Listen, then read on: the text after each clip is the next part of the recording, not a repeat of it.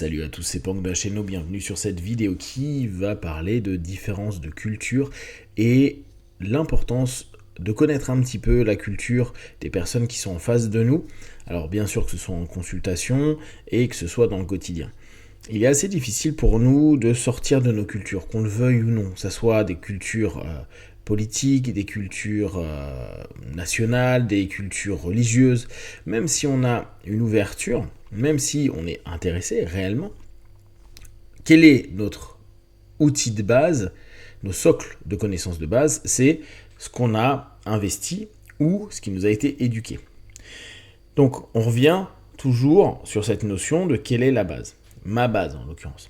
Ce qui est intéressant d'ailleurs sur le même process, c'est que quand des enfants qui sont devenus adultes disent « moi j'ai complètement fait l'inverse de ce que mes parents m'ont éduqué » ou ce que j'ai vécu quand j'étais enfant.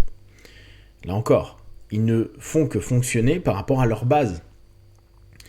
Soit je vais contre, je fais l'opposé de ce que mes parents ont fait, c'est-à-dire que c'est quand même la base des parents qui est la base de l'ensemble de la réflexion des comportements qu'ils vont suivre, soit ils adhèrent et répètent l'éducation, par exemple, qu'ils ont eue de leurs parents vers leurs enfants, en corrigeant 2-3 choses, normal, nouvelle génération, mais ça reste toujours l'origine qui fait que, qu'on le veuille ou non, on revient toujours soit en réactance, soit en adhésion à notre culture, notre système, notre éducation, qu'importe comment vous allez le nommer.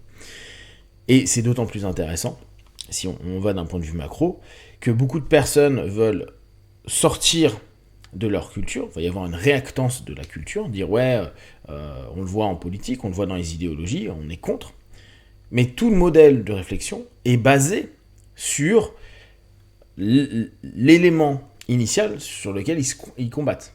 Donc, il va y avoir automatiquement une réponse et donc une domination, si on reprend des mots un peu sociaux, de l'idée de base sur laquelle, tant qu'il n'y a pas un système alternatif né de rien, entre guillemets, en tout cas pas de réactance, il n'y aura que pouvoir du système initial, même si tout le reste n'est que faire contre ou faire différemment, mais qui reste l'élément de référence.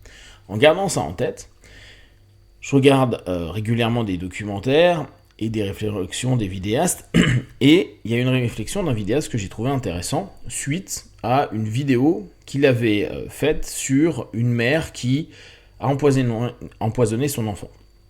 Elle était malade et elle a empoisonné son enfant volontairement. Donc, bon, l'histoire, elle est un peu glauque. Ce qui m'a intéressé, c'est ce qu'a partagé le vidéaste, où à un moment, il dit « La mère emmène l'enfant à l'hôpital, là, un Munchausen par substitution, donc au travers de l'enfant, et elle veut absolument qu'il soit malade, etc., pour devenir la sauveuse. Et il dit, c'est étonnant parce que les médecins interrogent la mère sur la raison des symptômes, sachant que c'est elle qui l'a empoisonné, et la mère dit non, non, rien de spécial, j'ai rien donné de spécial, etc. Et à partir de là, les médecins prennent cette donnée et vont faire au mieux pour sauver l'enfant. Ce qui étonne le vidéaste, c'est pourquoi ils lui font confiance, pourquoi elle dit quelque chose et ils vont la croire. Et je me suis dit, ouais, mais c'est normal, on est aux États-Unis. Alors après, il a un peu critiqué le système américain de santé. Nous, Français, je pense qu'on peut le critiquer vu la qualité de notre système de santé, même si malheureusement il se dégrade un peu. Mais comparé aux US, on a quand même beaucoup de chance. Et il dit, ouais, on m'avait dit que c'était nul le système de santé américain, mais là, quand on voit ça, c'est complètement... même les médecins, c'est idiot ce qu'ils font.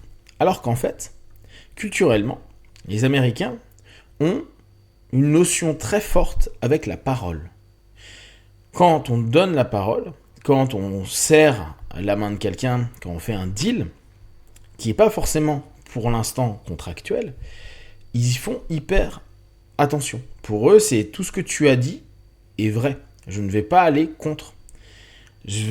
Alors il y a une forme de naïveté, hein, mais c'est aussi une façon certainement liée à la culture anglo-saxonne quand ils sont arrivés de l'Est à l'Ouest, où il fallait bien, vu que c'était tout le temps en mouvement, faire confiance pendant un laps de temps. Donc le mot et la parole avaient de l'importance, parce que c'était pas des villes qui étaient posées, c'était des gens qui étaient en cours on va dire, de colonisation. Le mot a plein de sous-entendus, mais c'était réellement ce qu'ont fait les Anglais à ce moment-là, qui sont devenus les Américains, vers l'Ouest.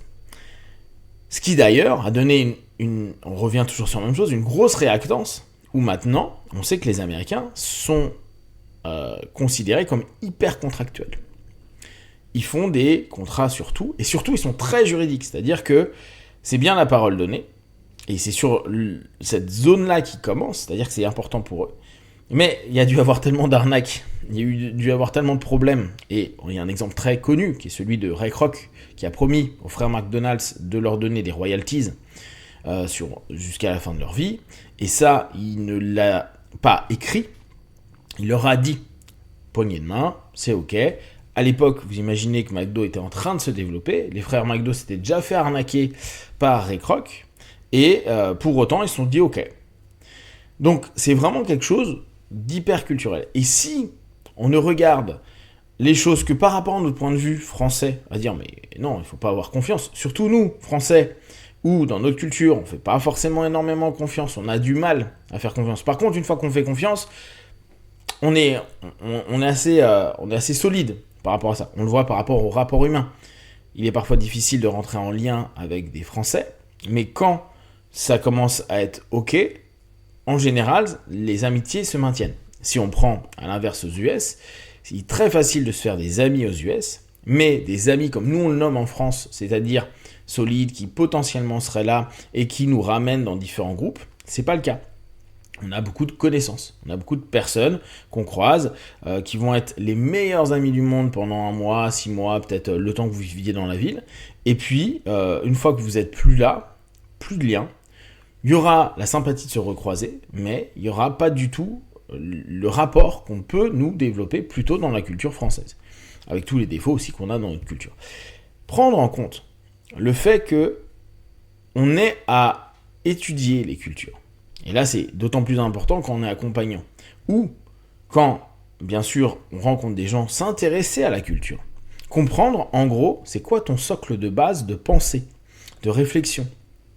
Avoir une culture à minima politique, religieuse, à minima économique, etc. En fonction de vraiment la façon de voir des personnes, ça nous permet de comprendre sur quelle idée de base les personnes fonctionnent. Et on sait qu'on est un ensemble de patterns. Donc en plus, les cultures emmènent des patterns, des automatismes, emmènent des façons de fonctionner, des façons de parler, des façons de réagir, des arguments, des contre-arguments. On sait qu'il y a tout un ensemble d'éléments qui est préétabli. On aime à dire on est tous différents, seulement le socle culturel, même s'il y a des exceptions, allez, on prend toujours notre 20-80, 20% de personnes qui sont très différentes de leur socle de base, 80% des gens vont avoir à peu près les mêmes modèles de pensée, les mêmes constitutions intellectuelles et les mêmes bases sur lesquelles ils vont avoir une rhétorique. C'est dès lors assez intéressant, si on est dans une conversation normale, d'aller interroger, surtout quand on ne connaît pas, quand on ne sait pas, quand on a juste un tout petit peu de connaissances, pour bien comprendre sur quel modèle, quel cadre, on est en train de discuter.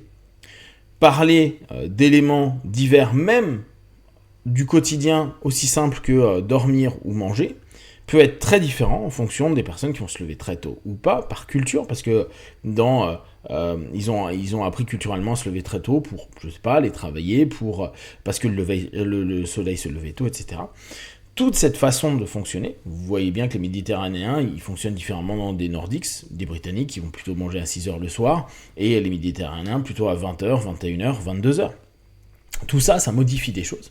Et prendre en compte le socle de base, les connaissances et la culture de base, pour aller vers, ne serait-ce qu'un échange, puis après un accompagnement, et ou, si vous faites du business, un deal, c'est extrêmement important, et ça peut paraître parfois étonnant la façon de fonctionner des gens, alors qu'en réalité, si on avait pris un peu de temps pour voir d'où ils partaient, de quel socle, on se serait rendu compte qu'on aurait pu orienter les choses complètement différemment et avoir de meilleurs retours. Si vous avez des questions ou des remarques, partagez sur Facebook, YouTube, j'y répondrai le plus rapidement possible.